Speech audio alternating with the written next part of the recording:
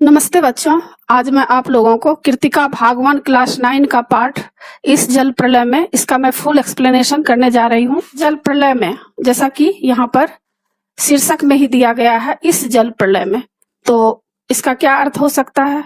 मतलब ऐसा इसका अर्थ यह हो सकता है कि कोई ऐसा प्रलय हुआ होगा। तो कौन सा प्रलय हुआ होगा? कोई होता है अग्नि प्रलय, कभी तूफान प्रलय आता है, पूरे जगह तहस नहस कर देता है। लेकिन इस पाठ में जल प्रलय के बारे में दिया गया है। जल प्रलय मतलब कौन सा ऐसा जल है? बहुत सारे जल हो गए होंगे जिससे बहुत प्राणी का जान भी चला गया होगा। तो इस पाठ में लेखक यही दर्शाने का कोशिश किए हैं। तो अभी मैं आप लोगों को इस जल प्रलय का थोड़ा सा समझाने जा रही हूँ कि जल प्रलय होता क्या है।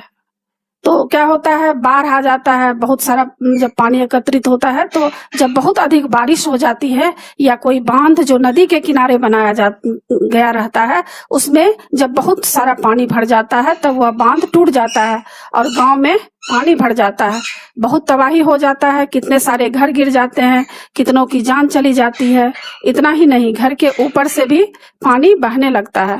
आप लोग जानते होंगे कि कोसी नदी का पूरा पानी बीरपुर में एक जगह है जिसको बैरेज कहते हैं, उसमें बहुत बड़ा बड़ा फाटक है और उसमें पानी को इकट्ठा रखा जाता है। कभी कभी उसमें पानी बहुत भर जाता है, तब उस फाटक को तोड़ दिया जाता है और वह पानी बाढ़ के रूप में सारे क्षेत्र में फैल जाते हैं और बांध भी टूट जाता है। इस तरह पानी चारों तरफ भर जाता है, उसको ही बाढ़ कहा जाता है। तो अब मैं आप लोगों को इस जल प्रलय में पढ़ाने जा रही हूँ। बाढ़ के बारे में आप जान ही गए होंगे कि क्या होता है।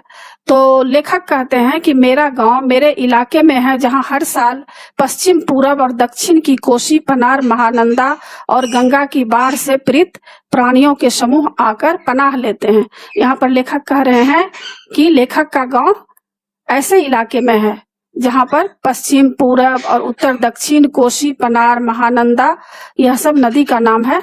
और गंगा की बाढ़ से जो लोग पीड़ित होते हैं, वे सारे पीड़ित लोग वहां आकर शरण लेते हैं। पनाह का मतलब है शरण लेते हैं।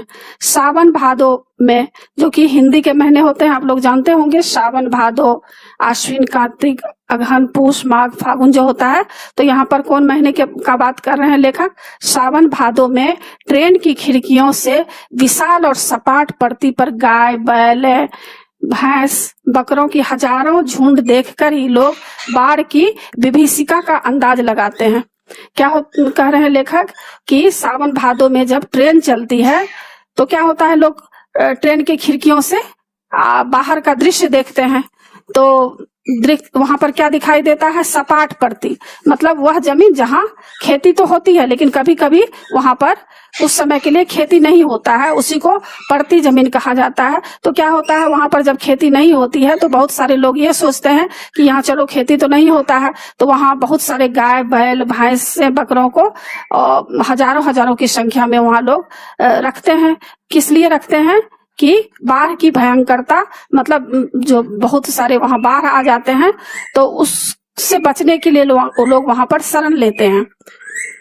पर्वतीय क्षेत्र में जन्म लेने के कारण अपने गांव के अधिकांश लोगों की तरह मैं भी तैरना नहीं जानता। लेखक पर्वतीय क्षेत्र से हैं, मतलब लेखक जहां पर रहे हैं वहां क्या हुआ है, वहां पर पानी अधिक तबाही नहीं होता था, तो पर्वतीय क्षेत्र के थे, वहां पर बाढ़ वगैरह नहीं आता था। इसलिए लेखक कहते हैं कि पर्वतीय क्षेत्र में जन्म लेने के कारण अपने गांव के अधिकांश लोगों की तरह मैं भी तैरना नहीं जानता था। क्यों नहीं तैरना जानते थे? क्योंकि वहां पानी नहीं था। क्योंकि बच्चे बचपन से ही तैरना जानते हैं। क्यों जानते हैं? जो बच्चे के आसपास तालाब, नदी होता है तो वे बच्चे तालाब, नदी में नहाने जाते हैं, तो एक बच्चे दूसरे बच्चे को सिखा देते हैं पानी तैरना किस तरह चाहिए, तो एक बच्चे दूसरे बच्चे से सीख लेते हैं। लेकिन लेखक तो पर्वतीय क्षेत्र के थे, वहां पर पानी था नहीं, इसलिए लेखक तैरना नहीं जानते हैं। किंतु 10 वर्ष की उम्र से पिछले साल तक बॉय स्काउट, स्वयंसेवक, राजनीतिक कार्यकर्ता अथवा रिलीफ वर्कर की हैसियत से बाढ़ पीड़ित क्षेत्रों में काम करता रहा हूं।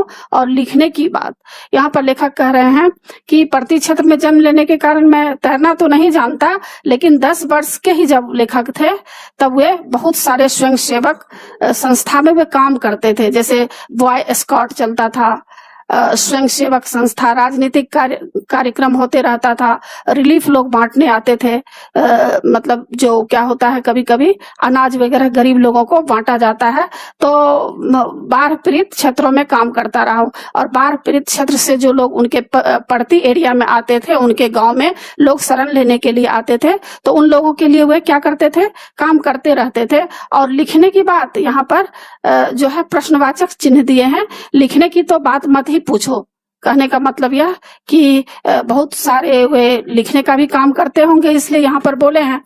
तो हाई स्कूल में बाढ़ पर लेख लिखकर प्रथम पुरस्कार पाने से लेकर, और क्या हुआ, लेखक एक बार हाई स्कूल में थे, 9th-10th क्लास में पढ़ते होंगे, उस समय में क्या हुआ, बाढ़ पर वे लेख लिखे थे। धर्मयुग में जो हिंदी मैगजीन धर्मयुग है, उसमें कथा दशक के अंतर्गत बाढ़ की पुरानी कहानी को नए पाठ के साथ प्रस्तुत कर चुका हूं। और लेखक बोल रहे हैं कि प्रथम पुरस्कार भी वे पाए थे। जय गंगा 1947 और डायन कोसी इसलिए कहा गया है नाम, क्योंकि डायन जो गंदे ख्याल की स्त्री होती है, जादू टोना जानती है, किसी को मार देती है, तो इसीलिए यहाँ पर डायन कोसी कहा गया है। कोसी को इसलिए डायन कहा गया है क्योंकि बहुत सारे लोगों की वो जान ले लेती है। तो यहाँ लेखक कह रहे हैं कि जय गंगा 1947 में और डायन कोसी 1948, हड्डियों का पुल 1948 आदि छुटपुट रिपोर्टाज के अलावा क्या हुआ, मेरे कई उपन्यास में बाढ़ की विनाश लीलाओं के अनेक चित्र अंकित हैं। और बहुत सारे जो उपन्यास लेखक लिखे हैं उसमें विनाश लीला को उसमें दिखाए हैं कि किस तरह से जो है यह बाढ़ आने के बाद विनाश हो जाता है, यह सब चित्र अंकित हुए हैं। किंतु गांव में रहते हुए बाढ़ से घिरने, बहने, भसने और भोगने का अनुभव कभी नहीं हुआ।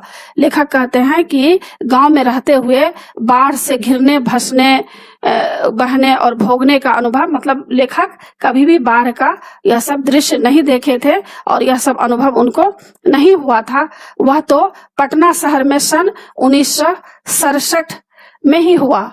1967 में पटना में जो हुआ, इसके बारे में लेखक बता रहे हैं कि इतने दिनों से तो मैं यह सब भोगा नहीं, भोगने का मतलब यह सब दृश्य मैं नहीं देखा, लेकिन 1967 में जो यह तबाही हुआ, बाढ़ आया, उसके बारे में बोल रहे हैं। जब 18 घंटे की अविराम, मतलब 18 घंटे तक बिना रुके कंटिन्यूअस बारिश हो रही थी, तो क्या हुआ, अविराम वृष्टि मतलब बिना रुके बारिश के कारण पुनपुन का पानी राजेंद्र नगर, कंकरबाग तथा अन्य निचले हिस्से में घुस गया। और क्या हुआ, वह बिना रुके बारिश, कंटिन्यू बारिश जो होती रही, उसके कारण क्या हुआ, राजेंद्र नगर, कंकरबाग तथा अन्य निचले हिस्से में पानी घुस गया था। अर्थात बाढ़ को मैंने भोगा है। लेखक यहाँ कह रहे हैं कि बाढ़ का मैंने अनुभव किया है। भोगने का अर्थ है कि बाढ़ का मैंने अनुभव किया है शहरी आदमी की हैसियत से, और शहर में अक्सर यह सब देखने को नहीं मिलता है। लेकिन लेखक यहाँ कह रहे हैं मैं शहरी हूँ, लेकिन फिर भी मैं एक बार बाढ़ का इस तरह का अनुभव मैं किया था। इसलिए इस बार जब बाढ़ का पानी प्रवेश करने लगा, पटना का पश्चिमी इलाका छाती भर पानी में डूब गया। और जब यह पानी क्या हुआ, बाढ़ का पानी जब प्रवेश करने लगा उस शहरी इलाका में जहां पर लेखक रहते थे, तो पटना का पश्चिमी इलाका छाती भर मतलब चेस्ट लेवल तक पानी पहुंच गया। हम घर में ईंधन, आलू, मोमबत्ती, दिया सलाई, पीने का पानी और कंपोज की गोलियां जमा कर बैठ गए और प्रतीक्षा करने लगे। मतलब किसका प्रतीक्षा करने लगे, बाढ़ की प्रतीक्षा करने लगे कि हो ना हो बाढ़ आ जाएगा। तो जब बाढ़ आता है तो लोग क्या करते हैं, सबसे पहले जो खाना बनाना है तो वहां ईंधन का प्रबंध किया जाता है, जैसे कोयला, स्टोव जो होता है, किरासन तेल आदि का व्यवस्था, या गैस चूल्हा, तो यह सब व्यवस्था। फिर आलू तो काफी दिनों तक टिकता है, आलू जल्दी खराब नहीं होता है, तो आलू का कोई भी सब्जी बन सकता है, किसी भी स्थिति में लोग बनाकर खा लेते हैं। और हरी सब्जी तो जल्दी खराब हो जाता है। तो क्या होता है, जब बाढ़ आता है तो लोग यह सब सामान इकट्ठा करते हैं, जैसे ईंधन, आलू, मोमबत्ती, दिया सलाई, पीने का पानी और कंपोज की गोलियां। कंपोज क्या होता है, कंपोज एक नींद की दवा होती है। जिसको नींद नहीं आती है मान लीजिए, तो उनके लिए तो नींद की दवा रखनी पड़ेगी। तो यह सब व्यवस्था लोग पहले से कर लेता है। और लेखक फिर प्रतीक्षा करने लगे कि हो ना हो बाढ़ आ ही जाए तो यह सब सामान रहेगा घर में, तो कम से कम खाना बनाकर लोग खा सकते हैं। और